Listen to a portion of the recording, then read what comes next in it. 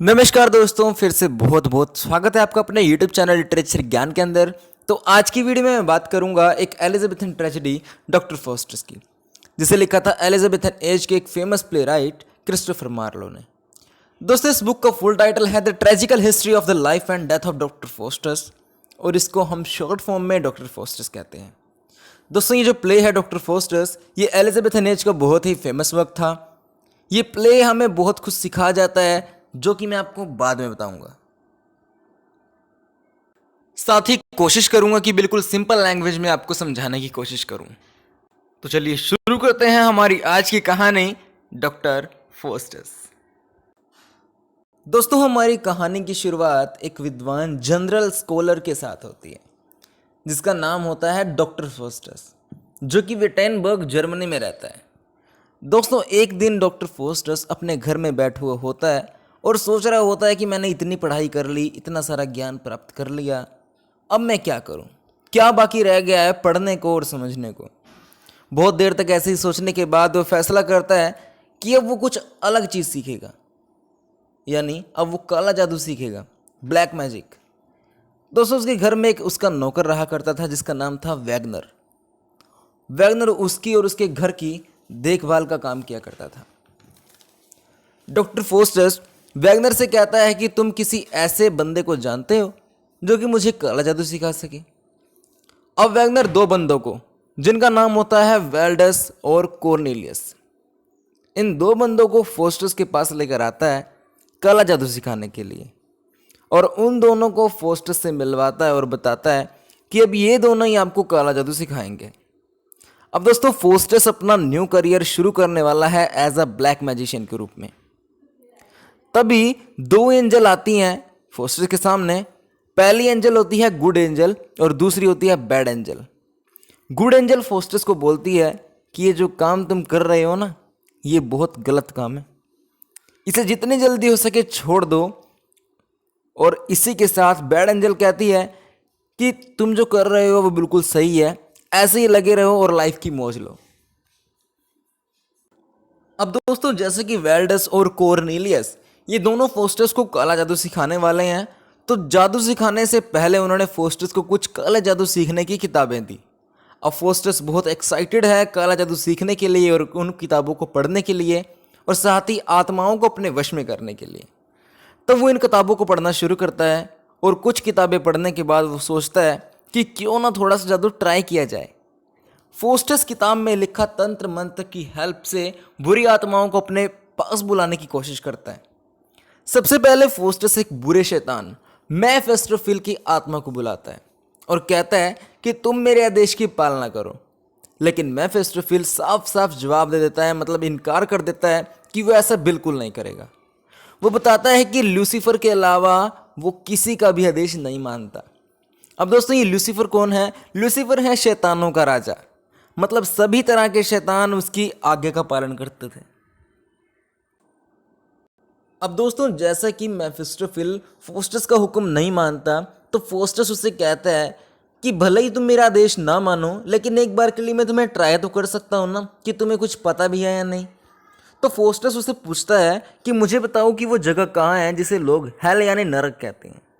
मेफिस्टोफेलिस उसे जवाब देता है कि वो हर एक जगह जहाँ पर भगवान नहीं है वो नरक है। अब ये बात सुनते ही फॉस्टर्स को मेफिस्टोफेलिस पर पूरा विश्वास हो जाता है। तो फॉस्टर्स मेफिस्टोफेलिस से कहता है कि मैं तुम्हारे लूसीफर के लिए एक ऑफ़र देता हूँ।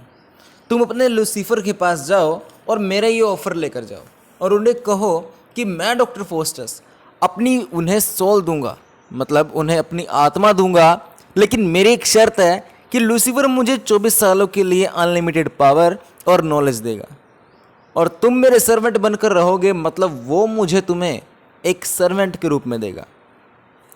इतना कहते ही मेफिस्टोफेलिस लूसीफर के पास चला जाता है, और फॉस्टर्स सोचता है कि मैंने कितना बहादुरी का काम कर दिया शैतानों के साथ सौदा करके।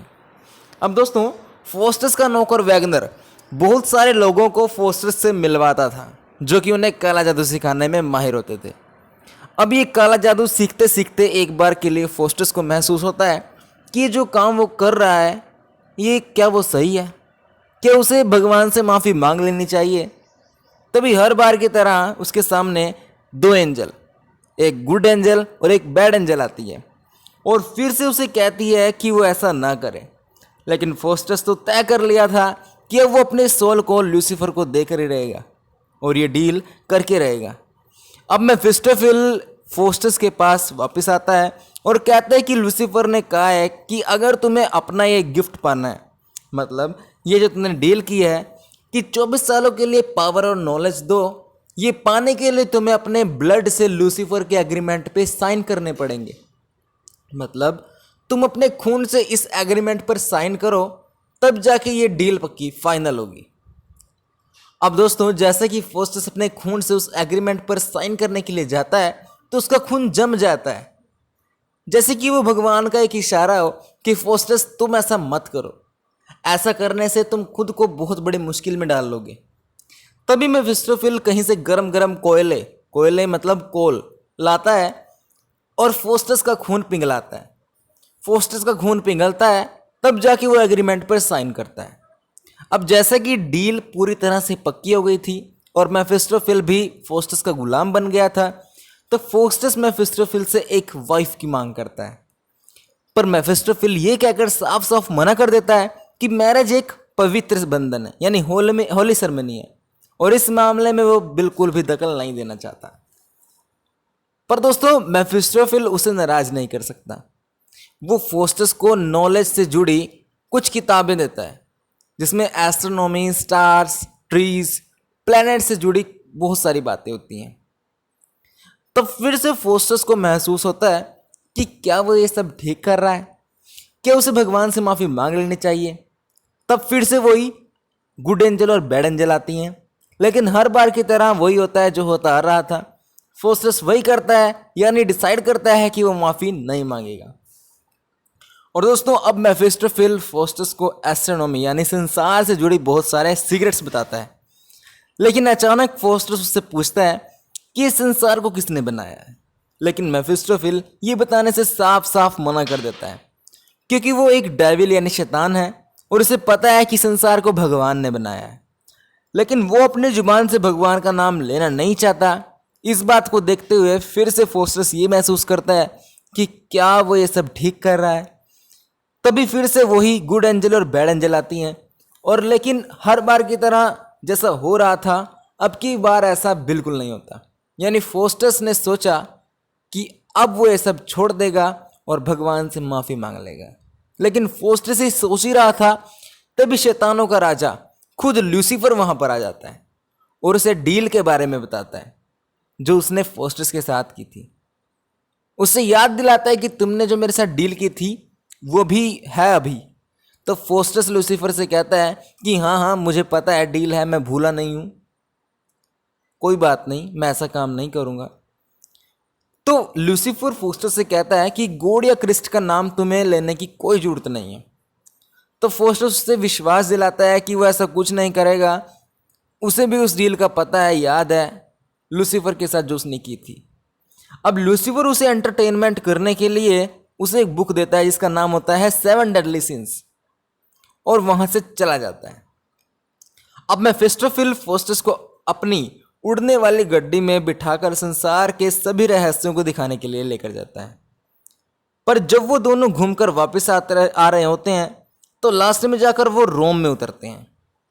तो फोस्टस ने मेफिस्टोफेल से कहा कि वो रोम के रहस्यों को भी जानना चाहता है, कि वो रोम से जुड़ी कुछ रहस्यमय बातों को भी जानना चाहता है।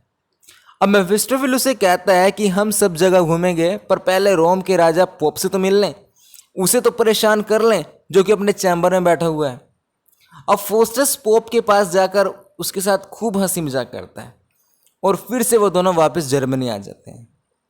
लेकिन अब फोस्टस की प्रसिद्धि के चर्चे चारों तरफ फैल गए थे, जगह जगह पर जादू की बातें होती थी फोस्टस की।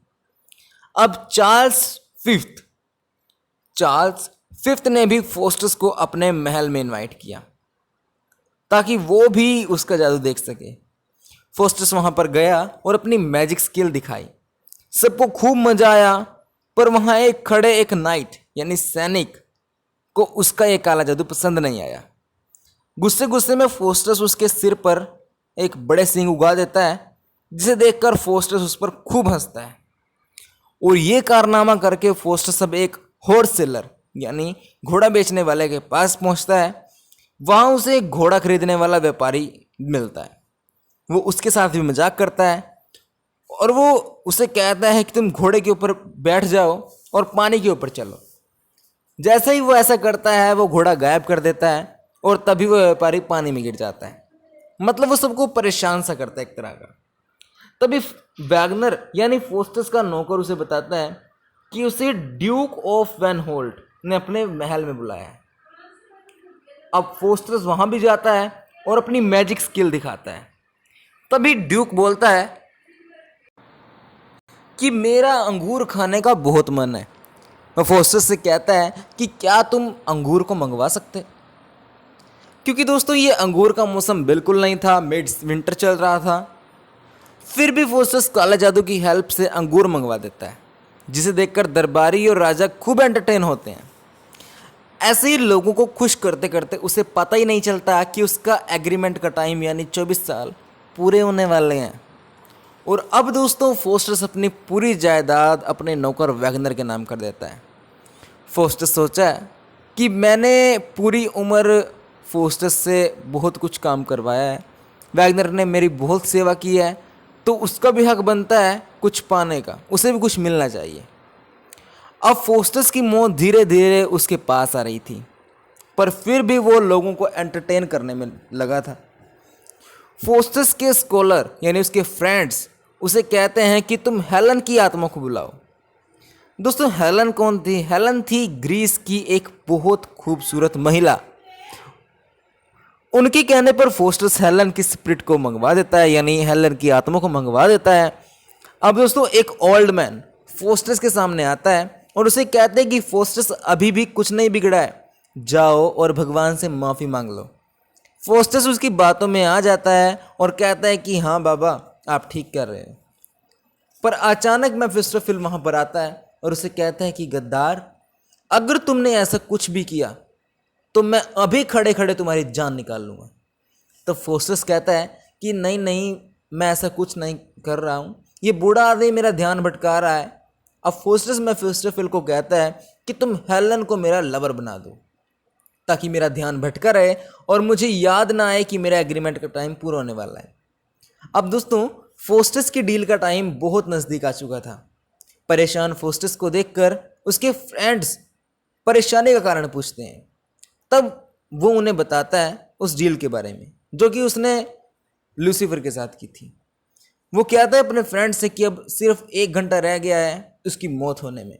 शैतान आएगा और उसकी मौत ले जाएगा, यानी उसकी आत्मा को निकाल कर ले जाएगा।